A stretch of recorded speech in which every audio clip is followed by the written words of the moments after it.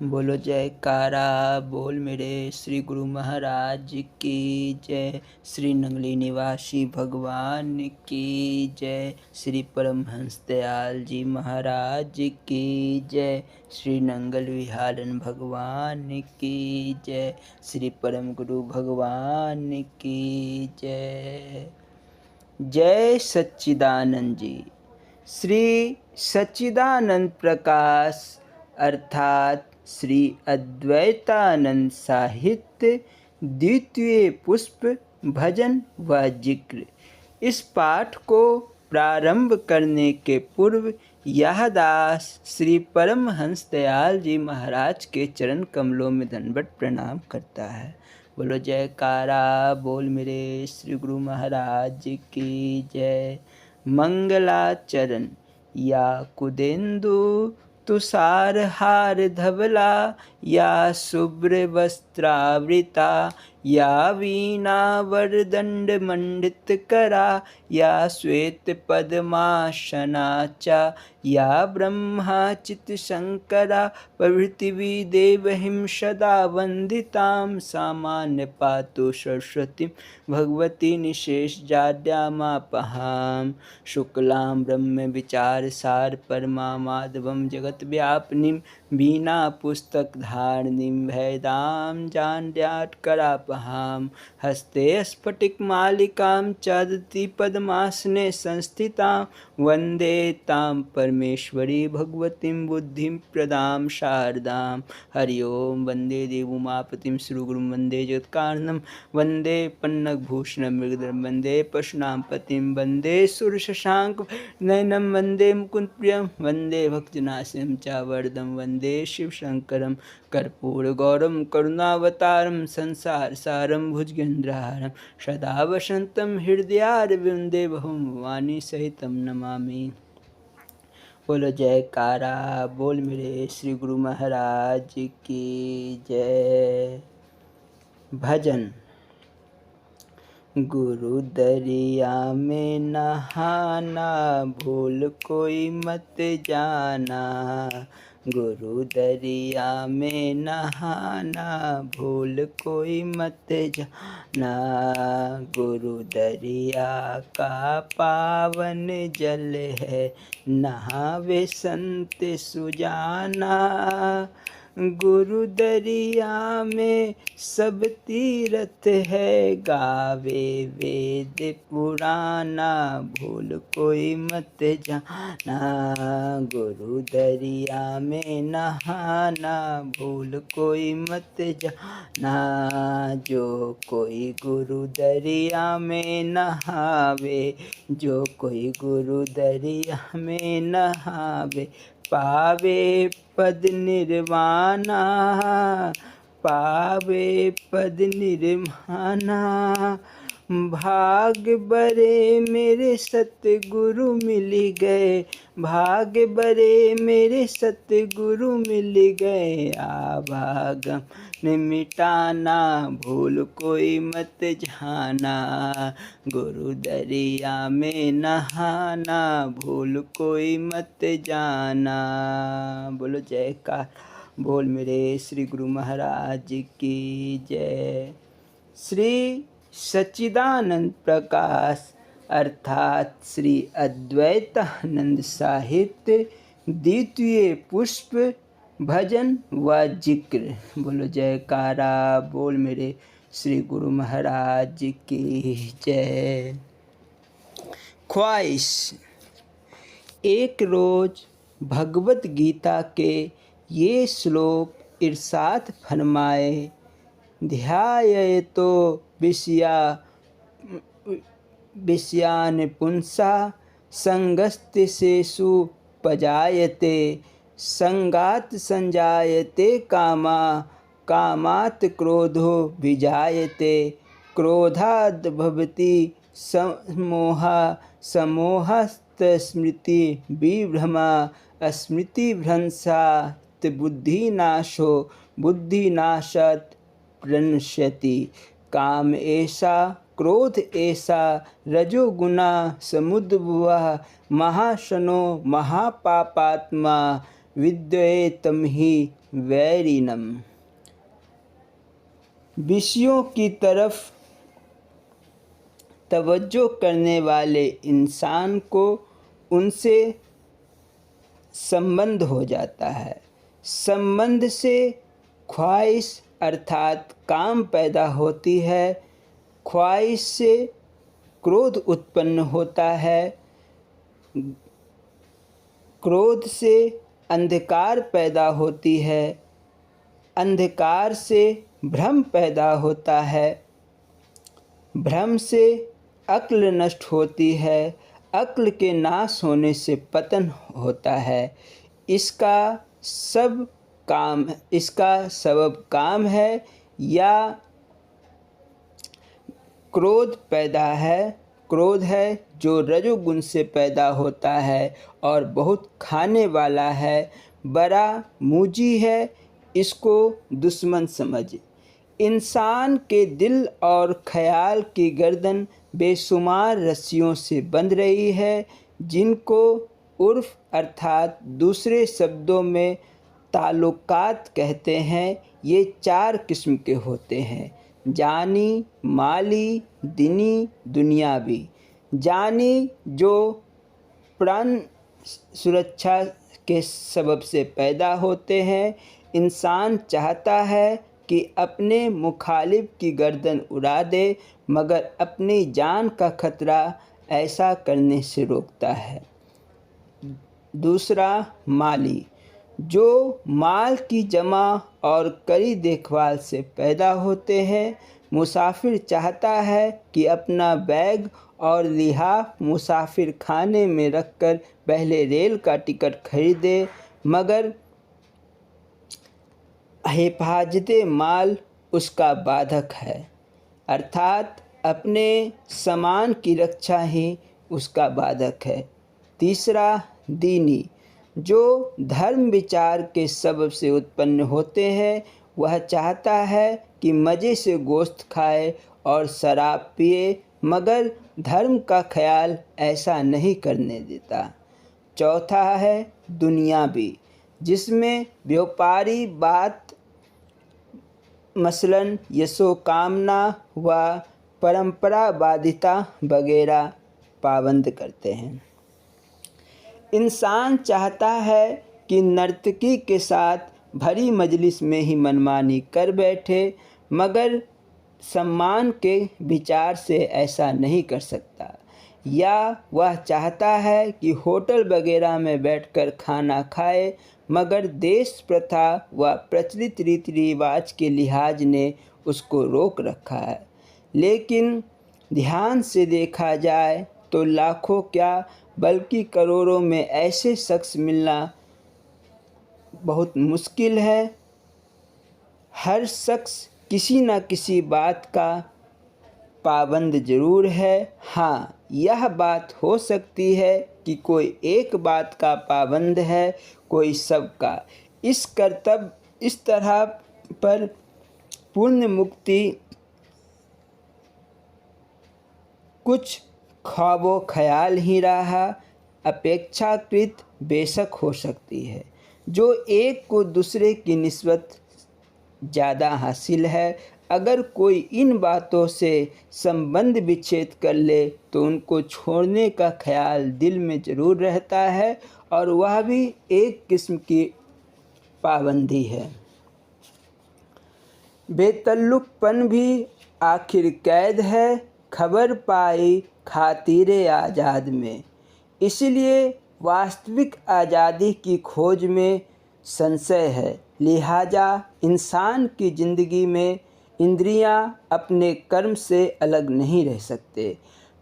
बस ज्ञानी उनके त्याग प्राप्ति दोनों से किनारा करके प्रभु में मसरूर रहता है, चाहे इंद्रियों का विषयों से ताल्लुक़ रहे, यानी वो अपना संबंधित कर्म किया करे, मगर वह उन पर तवज्जो नहीं करता। तवज्जो के ना होने की वजह से वे कर्म गालिब नहीं हो सकते।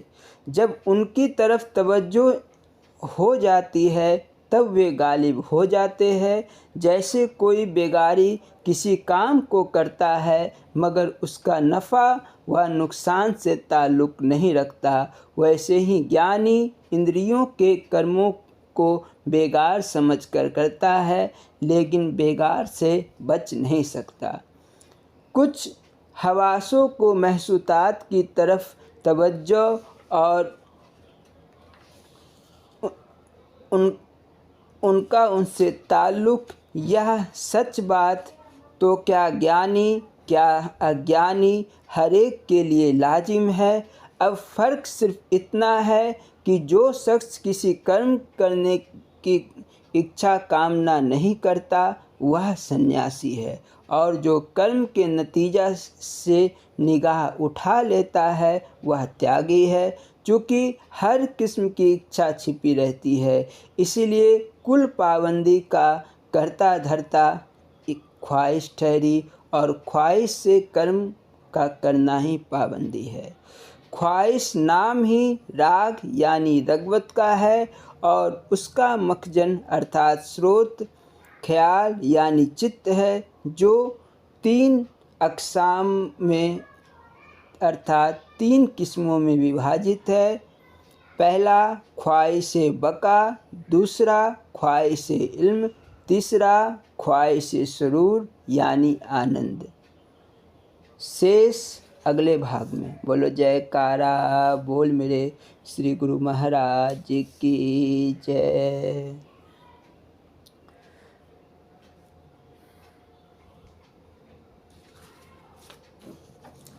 स्वामी श्री नंगली निवासी भगवान के चरण कमलों में इस दास का कोटि कोटि दंडवत प्रणाम। बोलो जयकारा बोल मेरे श्री गुरु महाराज की जय। श्री स्वरूप लीला संस्मरण, स्वरूप सुधा एवं अमृत प्रवचन, निज स्वरूप का ज्ञान। इस पाठ को प्रारंभ करने के पूर्व यह दास श्री नंगली निवासी भगवान के चरण कमलों में दंडवत प्रणाम करता है। बोलो जयकारा बोल मेरे श्री गुरु महाराज की जय। भजन। ऐ दिले गमनाक अब तो छोड़ दे हैरानियाँ, प्रेम की तो होती है आखिर यही निशानियाँ। प्रेम के दरियाओं में गोता लगाना सीख ले, प्रेम के दरियाओं में गोता लगाना सीख ले। बैठ कर उस शाम की अब तो करो कहानियाँ, ऐ दिले गमनाक अब तो छोड़ दो हरियानियाँ। प्रेम की तो होती है आखिर यही निशानियाँ। यह तो पहले सुन रखा था हाल उस मजनू का जो, यह तो पहले सुन रखा था हाल उस मजनू का जो, खलक में बहसत की आकर प्रेम ने मेहरबानियाँ।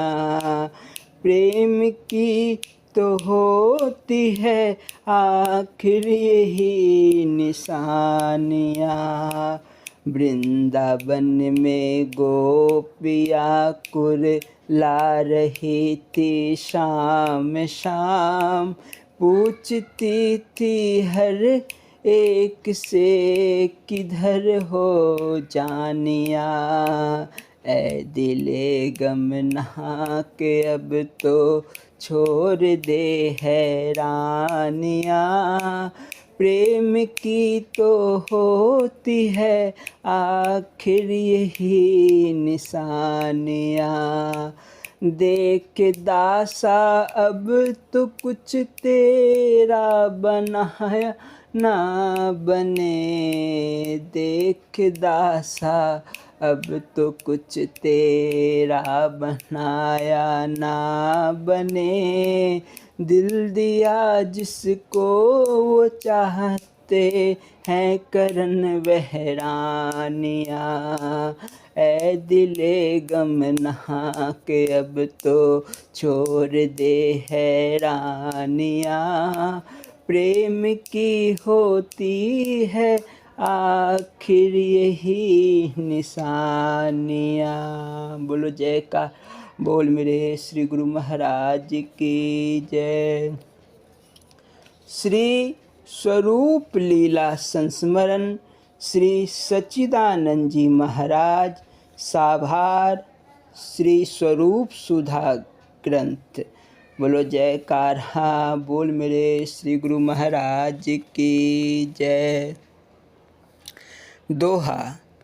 परम पुरुष परमात्मा सच्चिदानंद स्वरूप। परमहंस दादा गुरु साधु सिद्ध के भूप। अर्थात उस निर्गुण ब्रह्म परम पुरुष परमात्मा को मेरा कोटि कोटि प्रणाम है, जो सत चित और आनंद स्वरूप है। वे मेरे दादा गुरुदेव ब्रह्मनिष्ठ श्रोत्रिय श्री 1000 स्वामी श्री 1008 स्वामी अद्वैतानंद जी महाराज परमहंस के गुरुदेव थे, जिनका शुभ नाम परम पूज्य श्री 1008 श्री स्वामी सच्चिदानंद जी महाराज परमहंस था। वे एक सिद्ध पुरुष थे, पूर्ण संत थे। साधु समाज आपके तेज पुंज का सुमिरन किया करता था। चौपाई। सच्चिदानंद अद्वैत स्वरूपा परम पवित्र चरित्र अनूपा। जिनको ग्राम नाम नहीं धामा, प्रकटे प्रभु आनंद सुख धामा। पूज्य चरण श्री 1008 स्वामी सच्चिदानंद जी महाराज अद्वैतवादी थे। योगिक क्रियाओं में ख्याति प्राप्त कर चुके थे, अपने निज स्वरूप की लखता कर चुके थे और अधिकारी शिष्यों को भी निज स्वरूप की लखता कराने में निपुण थे। आपके पावन चरित्रों का वर्णन नहीं हो सकता। आप अनुपम गति को प्राप्त कर चुके थे। आपके ग्राम नाम धाम या जन्म स्थान का किसी को पता नहीं। यह भी अज्ञात है कि इस महान शक्ति का कब और कहाँ जन्म हुआ। ऐसे आनंद और सुख के देने वाले उस विरक्त महापुरुष से अगर किसी ने धाम ग्राम पूछने की चेष्टा भी की तो पता नहीं चल पाया। उत्पत्ति पालन कब कित भयो, जान सके नहीं जानन चहो। जहाँ नहीं नाम रूप और जन्मा, सगुन हुए निर्गुण आ जन्मा। अर्थात कब और कहाँ जन्म हुआ, कहाँ पालन पोषण हुआ, यह जानने की कोशिश करने पर भी कोई जानकारी प्राप्त नहीं हो सकी। ऐसी विभूति के लिए तो यही कहा जा सकता है कि आप नाम रूप से ऊपर थे, अजन्मा थे, बल्कि निर्गुण ब्रह्म स्वरूप स्वयं ही इस रूप में प्रकट हुए थे। अगर किसी ने अधिक पूछताछ का प्रयत्न किया तो आपने बड़े प्रेम से उत्तर में यह कहा कि जानत ना पूछिए साधु की, पूछ लीजिए ज्ञान। मोल करो तलवार का, परी रहन दो म्यान। अर्थात साधु की जाति पूछने से क्या लाभ होगा। साधु से पूछना हो तो कोई ज्ञान ध्यान की बात पूछो। कीमत तो तलवार की होती है, म्यान से क्या मतलब। शरीर की जाति पाति तो सब एक तरह की म्यान ही है। चौपाई। लीला करहिम सो विविध प्रकारा, व्यापक ब्रह्म लियो अवतारा। करहिम जग जीवन कल्याणा, नाम अमृत करवा वही पाना। विविध प्रकार की लीलाएं करते रहे। वैसे आपका देह अध्यास समाप्त हो चुका था। जैसे व्यापक ब्रह्म अवतार धारण करता है, इसी प्रकार आप भी विदेह होते हुए देही को धारण करके जगत का कल्याण तथा नाम रूपी अमृत का पान कराने के लिए प्रकट हुए थे। सोई प्रभु परम पुरुष अविनाशी, सच्चिदानंद अद्वैत सुख राशि। प्रकटे प्रभु धर मनुज शरीरा, निज जन की हरहिम सब पीरा। जिसका कभी नाश नहीं, वह ही अविनाशी प्रभु सच्चित आनंद, जो सुखों की राशि है, अपनी मौज बस जगत कल्याण के लिए मनुष्य शरीर में प्रकट हुए थे। अपने जन की पीड़ा हरने के लिए अद्वैत मत का उपदेश देकर जीवों को सुमार्ग पर लाने का बीड़ा उठाया था। जिन यह नाम रतन प्रकटायो, कल्प वृक्ष कलि माहि लगायो। सकल कामना पूरन कामा, घाट केदार काशी सुख धामा। अर्थात जिन्होंने ऐसा नाम रत्न प्रकट किया कि कलयुग जैसे कठोर युग में सकल कामनाओं को पूर्ण करने वाला एक प्रकार का कल्प वृक्ष लगा दिया है। आप श्री जी के प्रथम दर्शन केदार घाट काशीपुरी, जो सुखों को देने वाली मुक्ति की दाती कही जाती है, वहाँ पर हमारे दादा गुरुदेव श्री अद्वैतानंद जी महाराज परमहंस को प्राप्त हुए। महाम विरक्त त्यागी वैरागी, परमहंस श्री राम अनुरागी। जय जय जय सतचित आनंदा, आदि पुरुष श्री सच्चिदानंदा।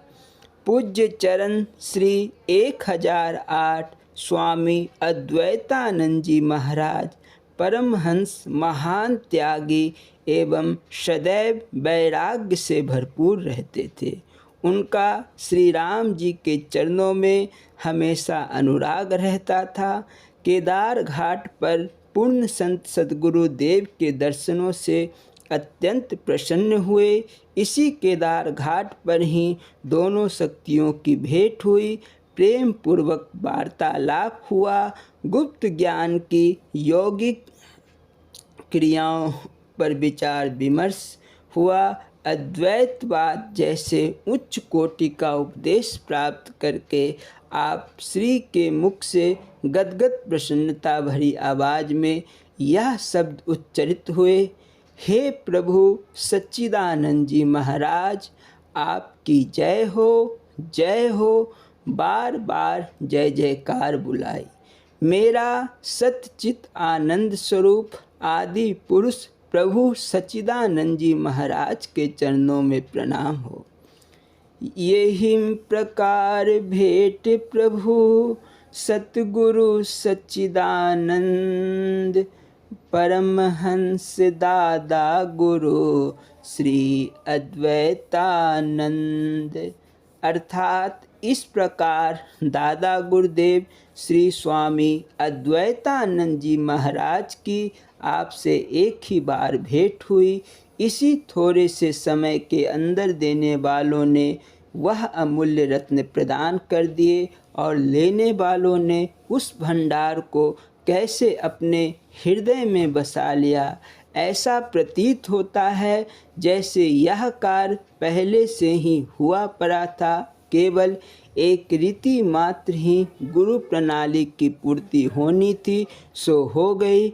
और फिर परमहंस जी ने उस बीज का कितना विस्तार किया, क्या क्या तप साधन करके जनहित के लिए कष्ट उठाकर उस प्रकाश स्तंभ को अद्वैत मत का रूप प्रदान किया, जो आज जगत प्रसिद्ध है।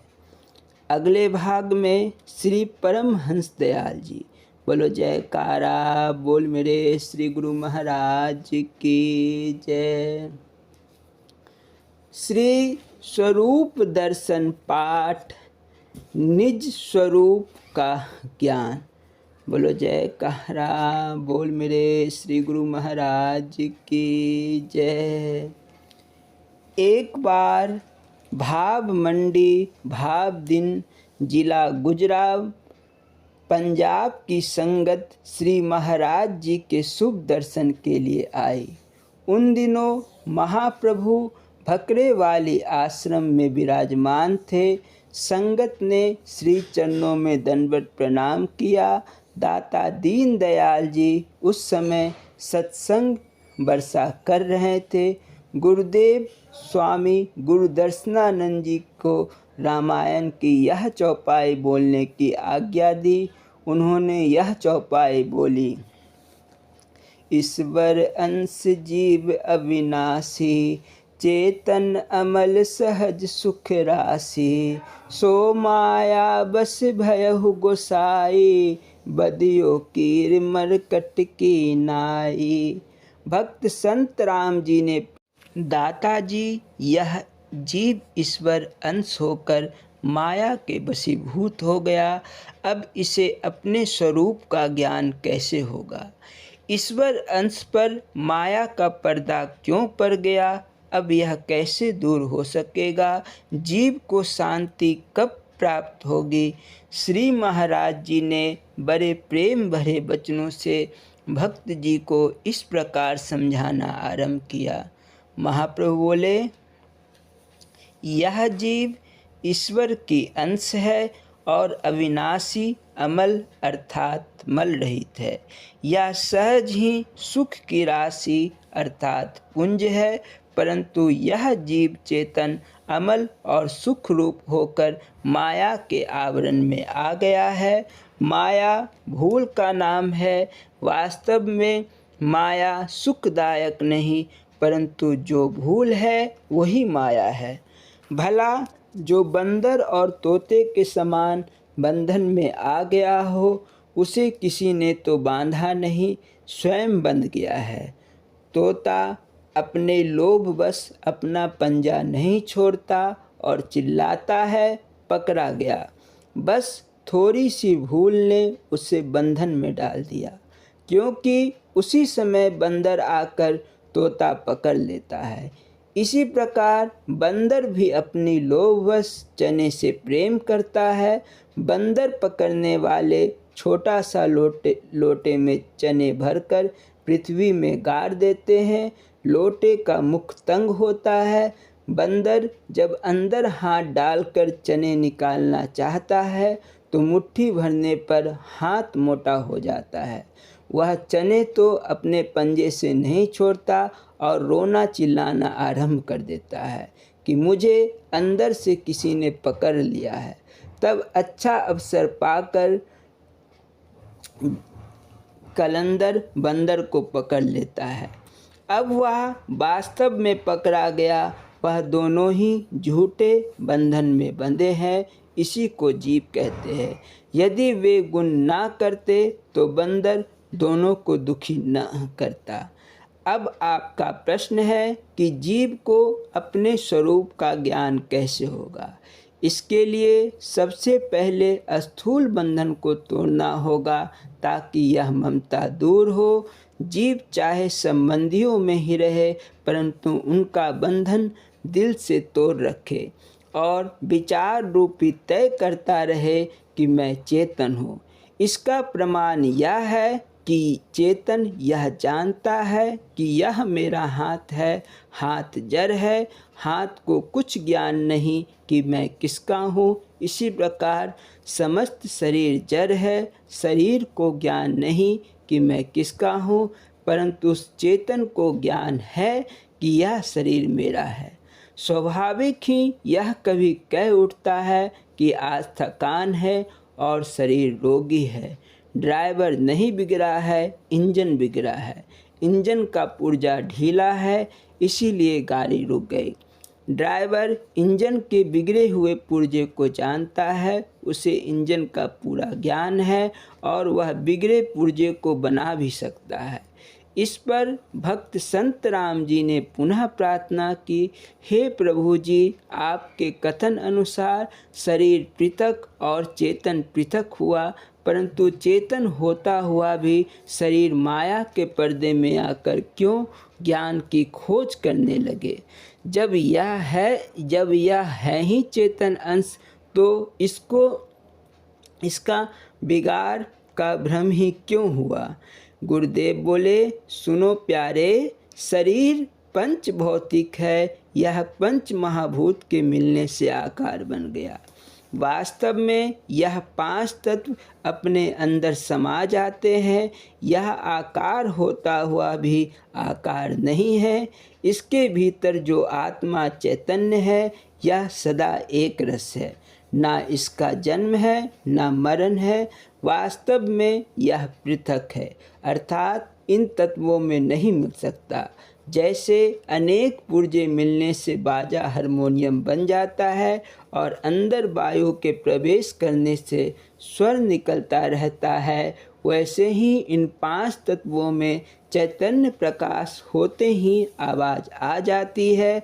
जैसे परमाणु शक्ति के बिना वह जड़ है, कुछ नहीं कर सकता। इस प्रकार इस जीव के विकार का भ्रम भी मिथ्या है, परंतु कई बार यह सत्य भी होता है। महासागर चैतन्य है और उसी लहर जो कि बाहर आकर विलीन हो गई, उसके कीटाणु पड़ गए, अशुद्धि का भ्रम हो गया और उस गड्ढे का पानी पुकारने लगा। वास्तव में यह सागर की अंश है। यदि सागर में चली जाए तो सागर उसे अपना स्वरूप समझकर अपने में लीन कर लेता है।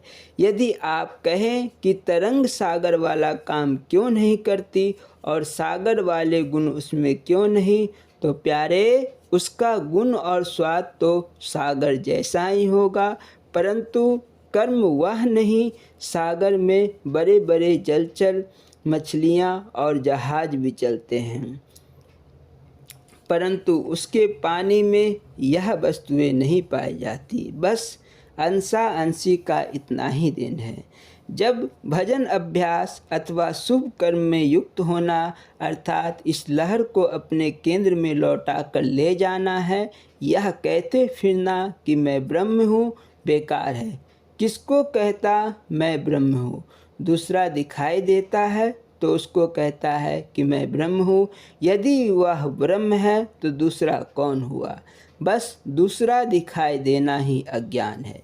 वाचक ज्ञान पथभ्रष्ट कर देता है। सच्ची जिज्ञासा उत्पन्न होते ही हमारा कर्तव्य है कि अपने आप की खोज करे और इस शरीर में अपने को जानने के लिए उत्सुक रहे।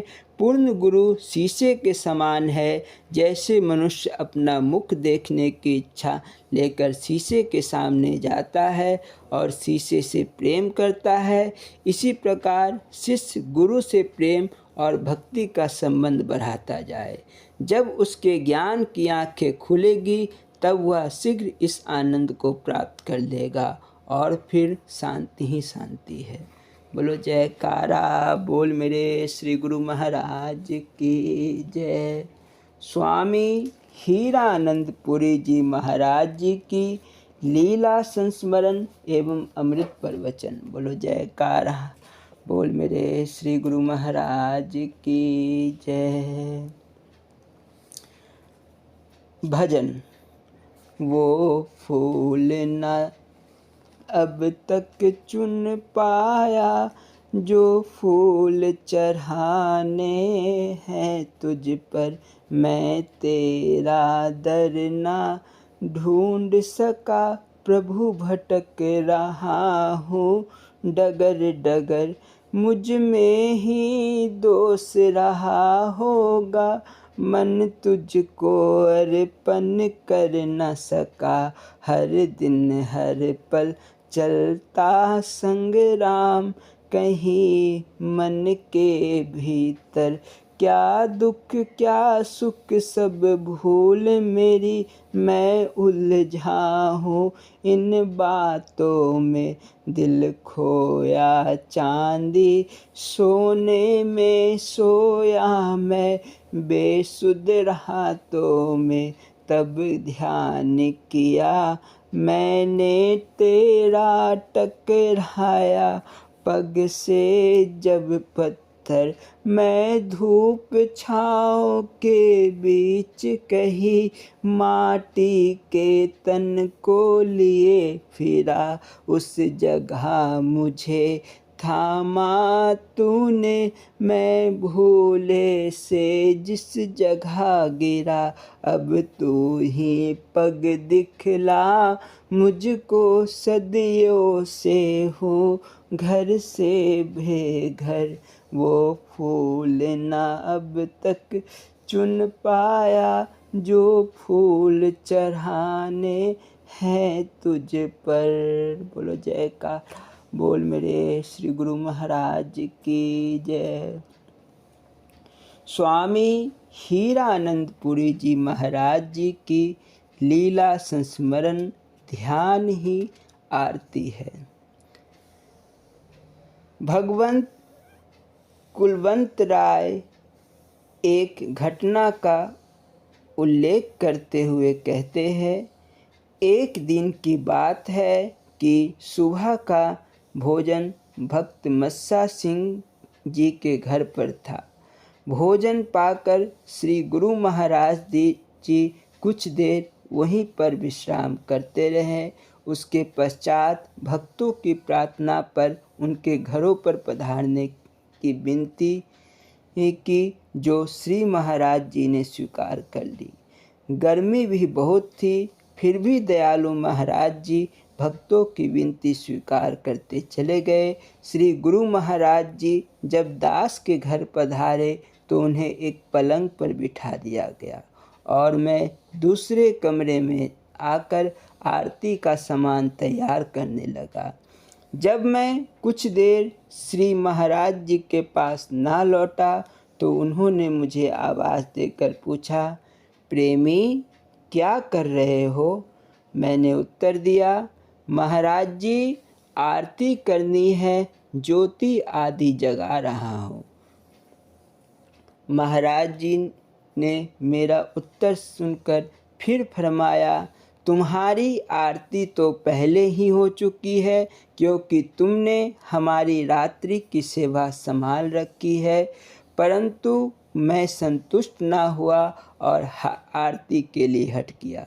मेरे हट को देखते हुए श्री महाराज जी ने मुझे आवाज़ देकर कहा, यदि आरती ही करनी है तो हमारे सम्मुख आकर बैठ जाओ। आरती की थाली वहीं छोड़कर मैं श्री महाराज जी के सामने आकर बैठ गया। उन्होंने कहा, अब जब जरा हमारी ओर देखो। श्री महाराज जी ने आदेश दिया। जब मैंने आंखें ऊपर उठाकर श्री महाराज जी के मुखमंडल की ओर देखा तो मेरी नज़र उनके नेत्र कमल से जा मिली और मैं एक अनोखे आनंद का अनुभव करने लगा। मुझे निश्चय हो गया कि सचमुच संतों की नज़र अपने प्रेमियों को निहाल कर देती है। कुछ क्षण इसी प्रकार गुजर गए। श्री महाराज जी ने मौन भंग किया। आरती का अर्थ ध्यान है। जो अपने गुरु की आरती करना चाहता है उसे अपने गुरु का ध्यान करना चाहिए। ऐसे कृपालु थे हमारे श्री महाराज जी। बोलो जयकारा बोल मेरे श्री गुरु महाराज जी की जय। स्वामी हीरानंदपुरी जी महाराज जी के अमृत प्रवचन अष्टांग योग का शेष भाग साभार ईश्वर स्वरूप दर्शन हीरा प्रकाश ग्रंथ। बोलो जयकारा बोले श्री गुरु महाराज की जय। इस पाठ को प्रारंभ करने के पूर्व यह दास स्वामी हीरानंदपुरी जी महाराज के चरण कमलों में दंडवत प्रणाम करता है। बोलो जयकार बोल मेरे श्री गुरु महाराज की जय। अष्टांग योग ओजस। बोलना जी हरिओम हरिओम हरिओम। बाण भट्ट जी का कथन है, ओजश्चा तेजो धातु नाम शुक्रांतानाम पर स्मृतमः हृदयस्थमपि व्यापी देह स्थिति निबंधनमः यस्य प्रवृद्धो देहस्य तुष्टि पुष्टि बलोदया यन्नासे नियतो नाशो यस्मास्तिष्ठति जीवनम निष्पादन्ते यतो भावा विविधा देह संशया उत्साह प्रतिभा धैर्यम लावण्य सुकुमारता। अर्थात रस से लेकर वीर तक सातों धातुओं का जो तेज है उसे ओजस कहते हैं। ओजस प्रधानतया हृदय में रहता है, परंतु वह समस्त शरीर में व्याप्त है। ओजस की वृद्धि से ही तुष्टि पुष्टि और बल की उत्पत्ति होती है। ओजस के नाश से ही मृत्यु होती है। यह ओजस पदार्थ ही जीवन का आधार है। इसी से उत्साह प्रतिभा धैर्य लावण्य और सुकुमारता की प्राप्ति होती है। यह ओजस कहाँ से आता है? महर्षि सुश्रुत कहते हैं, रसादीनां शुक्रांतानां धातूनां यत्परं तेजस्तत्ता खलवोजस्तदेवा बलमिति। अर्थात रस से शुक्र तक सातों धातुओं के परम तेज भाग को ओजस कहते हैं। यही बल है। यह ओजस कैसा है और कहाँ रहता है? सांगधर का कथन है कि ओजा सर्वा शरीरस्थम स्निग्धम शीतम स्थिर शीतमा सोमात्मकम शरीरस्य बलपूर्वी करमंतमा। अर्थात ओजस सारे शरीर में विद्यमान रहता है। यह स्निग्ध शीतल स्थिर श्वेतवन सोमात्मक और शरीर के लिए बल तथा पुष्टि देने वाला है। इससे सिद्ध हो गया कि इस ओजस की उत्पत्ति वीर्य से होती है अथवा वीर्य ही जीवन धारण का प्रधान उपादान है। यही जीवों का प्रधान अवलंबन है। अब यह जानना चाहिए कि वीर्य क्या है और इसकी उत्पत्ति कैसे होती है। आयुर्वेद के अनुसार शरीर में सप्त धातुओं का रहना आवश्यक है। ये पदार्थ मनुष्य के जीवन को धारण करते हैं। शेष अगले भाग में। बोलो जय का हाँ बोल मेरे श्री गुरु महाराज की जय। स्वामी परम ज्ञानानंद पुरी जी महाराज जी की लीला संस्मरण एवं अमृत प्रवचन। बोलो जयकार बोल मेरे श्री गुरु महाराज की जय। इस पाठ को प्रारंभ करने के पूर्व यह दास स्वामी परम ज्ञानानंद पुरी जी महाराज के चरण में दंडवत प्रणाम करता है। बोलो जयकारा बोल मेरे श्री गुरु महाराज की जय। भजन। बोलो जयकारा बोल मेरे श्री गुरु महाराज की जय।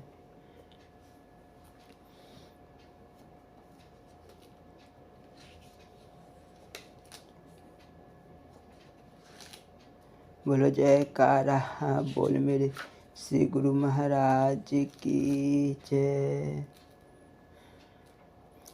तुम मेरे जीवन के धन हो और प्राणाधार हो, एक तुम ही दाता दयालु सबके पालनहार हो।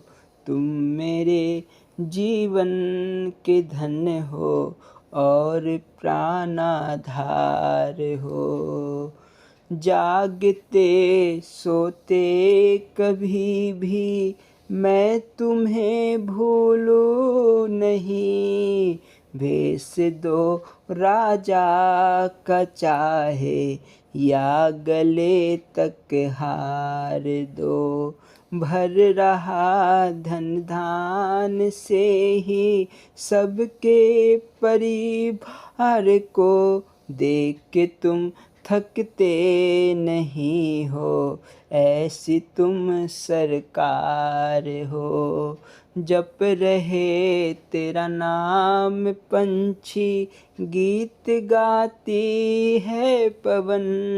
रंग रहे रंगों से जग को अजब रचनाकार हो। जिंदगी की डोर मैंने सौंप दी प्रभु आपको। तुम डुबाओ या बचाओ मेरे खेवन हार हो। तुम मेरे जीवन के धन्य हो और प्राणाधार हो। बोलो जयकार बोल मेरे श्री गुरु महाराज की जय। स्वामी परम ज्ञानानंद पुरी जी महाराज जी की लीला संस्मरण। परमपुरी दिनांक 25/3/1978। संध्या समय हुजूर श्री महाराज जी भक्त महात्माओं के साथ आश्रम के बाहर टहलने निकले। सोकर उठने के पश्चात बरामदे में बैठे थे कि वहीं से वे चल पड़े। अभी आश्रम से कुछ ही दूर गए थे कि पीछे से एक भक्त ने श्रीमान के जूते लाकर सामने धर दिए। वे चौंकते हुए बोले, अरे किसने कहा तुम्हें जूते लाने को? मुझे तो चप्पलों से चलने में दिक्कत हो रही थी, अतः जूते चाह रहा था। वह भक्त बोला, राज बहन जी ने मुझे जूते पहुँचाने को कहा। महाराज जी बोले, ऐसा तो अब तक सिर्फ राज का ही मन बना है, वह मेरे अलावा और कुछ सोचती ही नहीं। मुझे यहाँ जूतों की ज़रूरत महसूस हो रही थी और उधर उसे बैठे बैठे कमरे में यह पता चल रहा था। भाई, यह तो हृदय की सफाई से ही संभव है।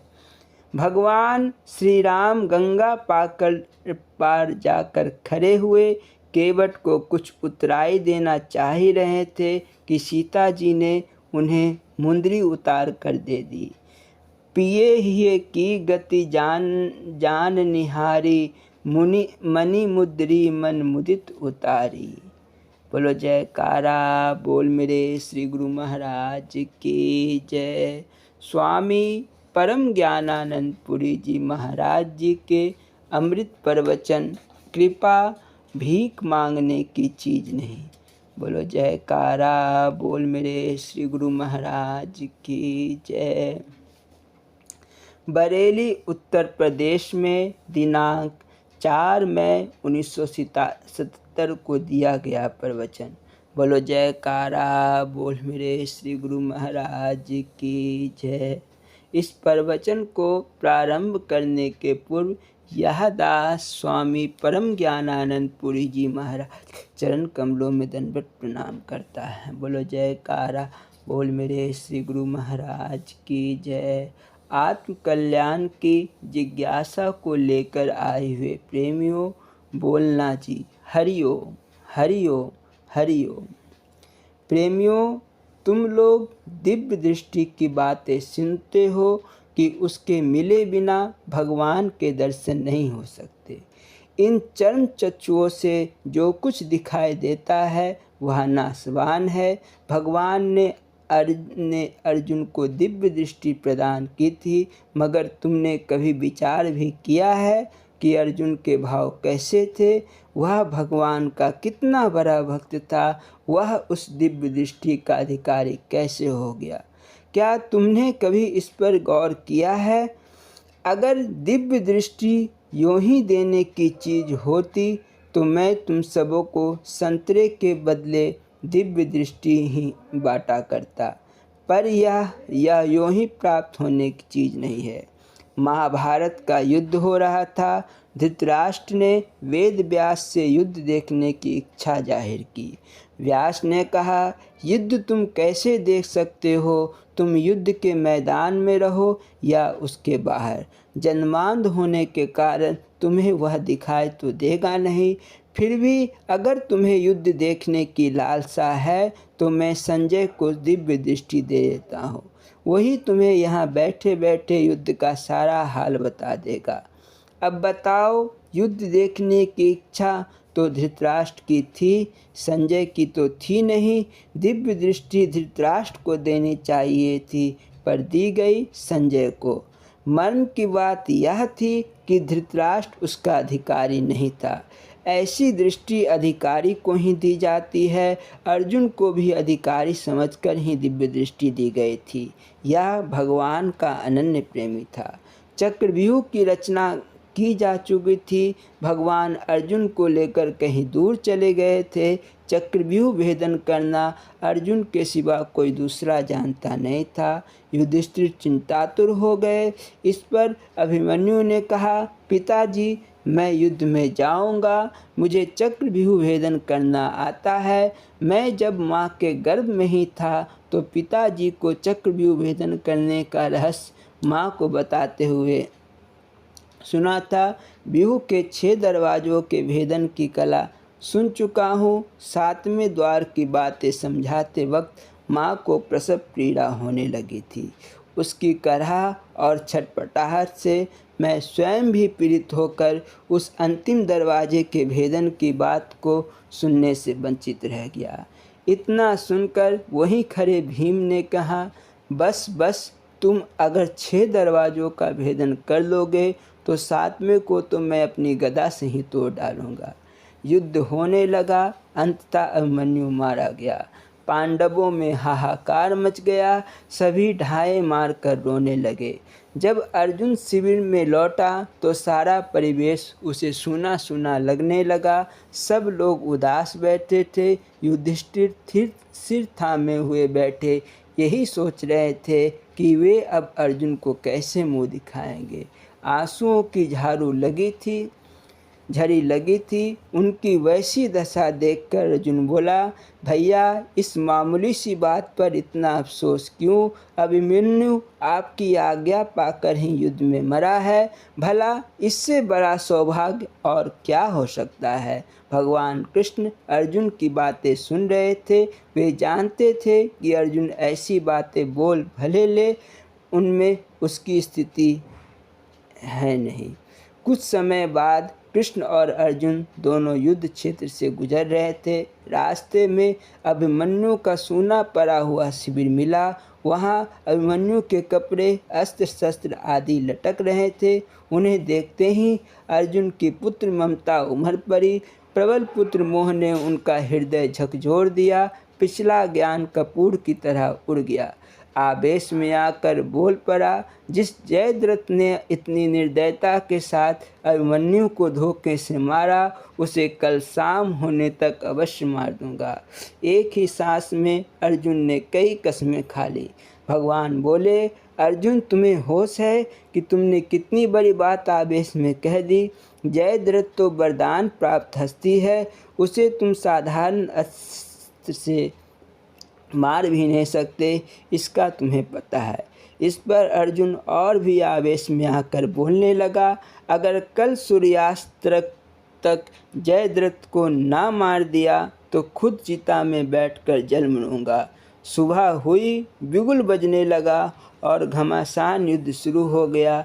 उस दिन जयद्रथ युद्ध के मैदान में आया ही नहीं। शाम होने को आई, किंतु जयद्रथ नदारद। दुश्मन खुशी में तालियां बजाने लगे और अर्जुन को चिता में जलकर मरने के लिए ताने देने लगे। वे उसे अपशब्द भी बकने लगे। उन्होंने कृष्ण के प्रति भी अपशब्द कहना शुरू किया। क्या इसी ग्वाले के ऊपर इतना कूद रहे थे? भला यह ग्वाला युद्ध करना क्या जाने। इतना सुनते ही अर्जुन की त्योरियां बदल गई। करक कर बोला, तुम मेरे लिए कुछ भी कहो, सब बर्दाश्त है, पर कृष्ण की तौहीन की गई तो मैं पाप पुण्य की परवाह किए बिना अभी अभी सबके रुंड मुंड उड़ा दूंगा। शेष अगले भाग में। बोलो जयकारा बोल मेरे श्री गुरु महाराज की जय। श्री नंगली निवासी भगवान की जय। श्री परमहंस दयाल जी महाराज की जय। श्री नंगल विहालन भगवान की जय। श्री परम गुरु भगवान की जय। जय सच्चिदानंद जी।